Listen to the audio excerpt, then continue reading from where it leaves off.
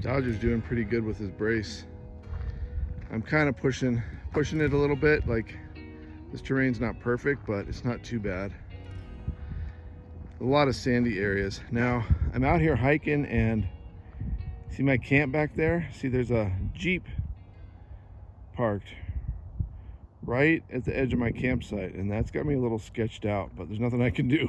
So I'm hiking back.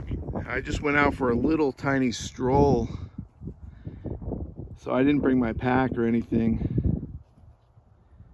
Maybe you can see right out there, there's some people walking down the hill. So I think they just stopped so they could hike up that hill. But I didn't bring any of my gear with me. I don't have any source of, protection. So I'm kind of learning my lesson. Like, anytime I leave the rig, I should bring my pack with me, just in case. You never know who's, going to show up in your camp when you get back. Even though I didn't hike that far from camp, that was my idea. I was like, I'm not hiking that far. I don't need to bring everything. But, I'm learning. Still, there's a lot to learn. There's a lot of lessons and stuff like that out here. I'm sure it's not a big deal. It's just people hiking. Just kind of weird that they would park right by my camp. But it's easy to get suspicious of completely innocent situations out here too. Dodger has a way, because he could hike this way, but there's a big jump he'd have to do, so he hikes this way where it's flatter. So now, just as I'm getting back to camp, these other people are getting back to their vehicle. So hopefully they drive away. I won't have to worry about it, but I'm going to put Echo on his leash now. Echo, wait. Just so he doesn't run up to anybody. Echo, wait. You see Dodger jump right there? That's what he's not supposed to do.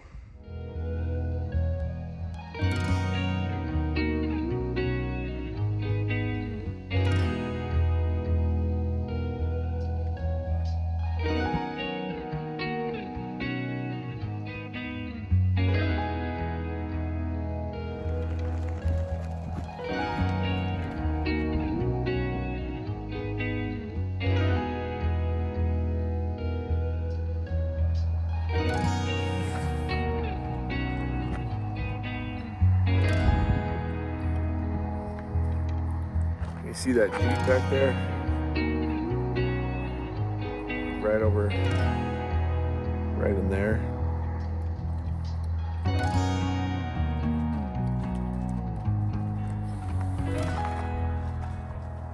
It's pretty chill around here. That road's, fairly busy in the daytime. It's the weekend right now. So you do get people coming out here to shoot guns. And I've only heard a few people shooting, and they were pretty far away, so you could just hear the, some booms in the distance as they were shooting. Not a big deal. And, this is a pretty good place for being so close to Phoenix. We're only about 30, 40 miles north of Phoenix, which usually is not a good idea. If you're looking for like a really quiet place, especially on the weekends, that's the big thing. If you're within, 20, 30 miles of a city, especially a big city, you're going to get the weekend warriors. And most of those people are cool, but they're not as experienced, like as far as like living out here every day, day after day. They just come out on the weekends, and usually only when it's really nice weather. And they tend to be a little bit noisier, maybe drinking more, partying more, shooting guns, riding their ATVs, and that's totally cool. Like, I'm not saying there's anything wrong with that. It's just, if you're looking for like something really, really quiet, you're looking for a really quiet place, then you want to be you know, 30, 40, 50 miles away from a big city. I mean, I guess that's sort of common sense, but you'd be surprised. Like, you can be just, you know, you could be 30 miles away from a city, and in certain areas, they're really popular on the weekends, and you might not know it until the weekend comes.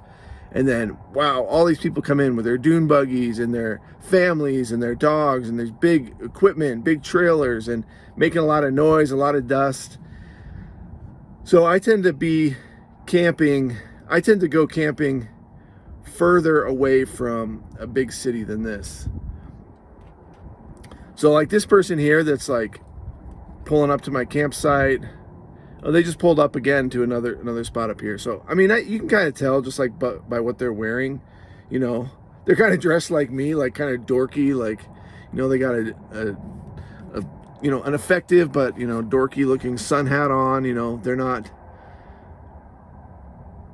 doing anything strange other than just like parking and hiking up into these hills, which is a little weird, but it's not that weird.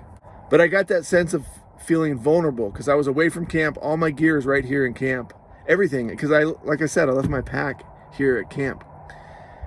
And then you see someone pull up to your camp and you just start thinking the worst things. And I'm completely helpless because I have zero gear. I have nothing. You know, I did lock the trailer and the truck was locked, so there's that.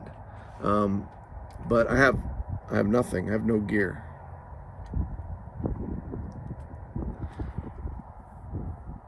So you start to kind of peg people like, oh, what kind of person is this out here? And you do that a lot based on their vehicle is the first thing, right? If it's like a street car, you know, like a city car, if it's like a not an off-road vehicle, then you start to think, oh, that's just a city person, and it could be anybody. And then if the car is like really beat up, really thrashed, then you start thinking, oh, it's druggies, that kind of thing. And then if you get close enough, you can see how people are dressed, and so you just kind of start pegging people that way. And yeah, honestly, it really is stereotypes. But when you're not right in front of somebody, that's all you can do is just see the kind of gear they have, the kind of setup they have. If they have like a tarp set up rather than like a tent, like a, you know, good quality tent, you can tell if it's like a Walmart tent or if it's just some crappy tarp, then that kind of gives you an idea. Oh, they're probably just here for a couple nights, or they're just here for the weekend. They probably have never done this before. And then you start looking at their vehicles in the sense of like, if it's an off-road vehicle, then you think, okay, well, they're probably experienced. They've probably been out in the outdoors before, so they kind of understand, like, you know, not to approach people unless you're doing so from a distance, things like that. And of course, if they have hunting gear on, for me, like if I see a hunter and they're wearing like an orange vest or an orange hat or something, if they're wearing that bright orange, then I feel pretty safe because I'm like, oh, they're being safe. They're out hunting or messing around with their guns, but they're doing something that is a safety measure. They're wearing bright orange because they don't want to get shot. They want people to see them. And they're not trying to hide from anybody if they're wearing that bright orange color.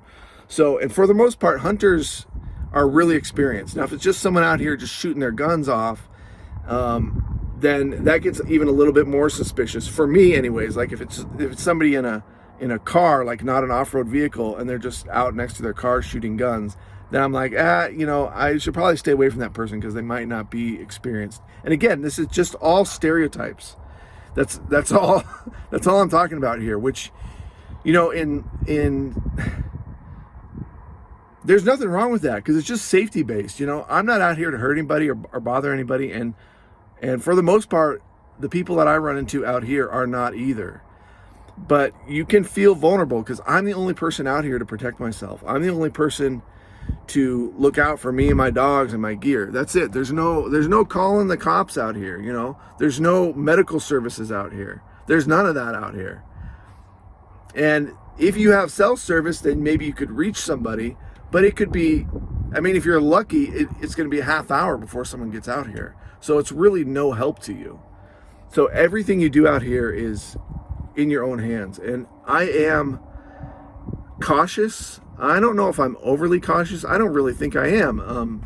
I do get into situations. You know, in my last couple of videos you saw where I was trying to squeeze my trailer into this campsite that I thought was so awesome. But I got stuck, and it took me forever to back out, back forward, back out, over and over till I got out. And like if I would have had like some sort of breakdown or I needed to call for help, I mean, good luck having somebody come out there, even if I have roadside assistance. Well, I'm not on the roadside. And sometimes, you know, tow truck companies will say, oh yeah, we don't go off-road. Or to go off-road, it's like an extra charge. And, you know, if you're miles out there, they may even have trouble finding you, all these kind of things. And again, that's if you can get cell service. So these people that are hiking around out there right now, I can see like they have a walking stick. And that right there tells me, oh, they're literally just hikers. They're just hiking. And they're looking down at the ground a lot, like, which is smart to do because you're looking for snakes. And then I start thinking like, oh, maybe, you know, they're looking for a certain kind of cactus. They're collecting plants, or they're looking for rocks, or they're looking for lizards or snakes or something like that. Totally innocent. So, I mean, a druggie's not going to come out here with a walking stick. Let's put it that way, right? A druggie's not going to come out here with a 4x4 vehicle for the most part. They're just not. And, you know, when I say druggies, I'm talking about like meth and heroin and fentanyl. All that stuff that'll make people like commit crimes and rob you of your stuff. Those are the druggies that I'm worried about. You know, the people with like scabs all over their face, and they're like really gaunt looking and like super skinny, and they don't look at you the right way, and you might say hi to them and they might not say hi back. That's a big one that I like to do. Is I like to wave people as they come by, especially if they're coming by really close to camp. And especially if I know they're camped nearby, I like to give a wave. And you can tell a lot just from how somebody waves back to you. Sometimes people won't wave, and then you start thinking, oh, maybe is that a sketchy person? And I think the same thing, like if someone drives by me and waves and I don't get an opportunity to wave, maybe I'm carrying something, or I don't see them as they're waving, and I don't have time to wave back, then I think like, oh, they must be freaked out by me because I didn't wave back. Like, they might think I'm an unfriendly person. It's just little things like that. And a lot of people that are on the road that as nomads, that live in vans especially, are women. And so they have a totally different, it seems to me anyways, that they have a very different way of thinking about safety out here. And there is safety in numbers, and so that's a good way to feel really safe. Like camp with people you know, camp near friendly people. You don't even have to be in their sight. And then also make sure you have a good cell signal. And the reality is, most everywhere I go, I have a decent enough cell signal to call for some sort of help if I need to. Another thing is, like, we're right near the freeway. So anybody can come down here from, you know, they're driving up from Phoenix or from Flagstaff, and anybody could just pull over here, and we're like, I don't even think we're a mile down the road, and you can get pretty much any vehicle down here. So anybody can come off of the road, and, you know, they don't have to be an outdoorsy person. They could just want, you know, something bad. The truth is, though, there's only been a handful of times, other than like wildlife or nature situations, you know, people, I'm talking about people situations, there's only been a handful of times that I felt a little bit nervous or scared around people. It's really only been a few. I can think of one time that really did freak me out the most, and I'll tell that story in another video, so wait for that. Nothing happened, but I was scared. I was actually really scared. Like I said, it was the most scared I've ever been. But I'm out here by myself, so it's easy to get scared. But the reality is, I feel so safe out here. The most danger I ever feel is in a city, and then even in a town like Quartzsite, like it's a very small place. I felt really safe in that RV park, but there were people around that RV park, very close by, that were sketchy people, in my opinion. And when I was camped out in the LTVA areas, the BLM land, I didn't see anybody that sketched me out. Nobody the whole time. And I was out there for like 3 or 4 months. So comparing, 3 months out in the middle of the desert to 1 week in the town, I felt so much more unsafe in the town. Now, I'm not talking about the RV park. The RV park was amazing. I felt really, really safe there. I think stuff does happen there. The one thing that did happen, and you can see a video just recently that I did, I was at the Dollar General, and I guess it wasn't a robbery, but it could have been. They were wearing masks, and they didn't pay for their stuff. I don't know how to explain it. Like, I don't want to say they were shoplifting, but basically something like that happened right in front of me. So, and that kind of stuff, like, I don't know, that just creeps me out. It just creeps me out. Out here, there's just so few people, and I have everything I need, that day or night, I feel very, very safe. Having dogs that can bark, if nothing else, they bark and warn other people that come into camp, and they warn me that something is around camp. That makes me feel so, so safe. If I didn't have dogs, then you're kind of always like on edge. Like, there could be somebody lurking around my camp right now and I wouldn't know. But the dogs will know, especially Echo. He will hear it and he will bark. And if he's scared, he will let out a bark that scares the crap out of me. When I'm in the trailer with him, he barks, and it just makes my heart jump.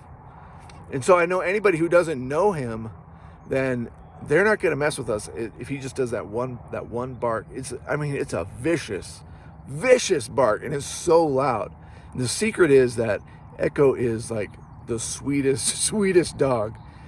He will fight if he needs to, but he doesn't ever need to. He hasn't yet, so he's just a sweet dog. You're a good boy. He's a good dog.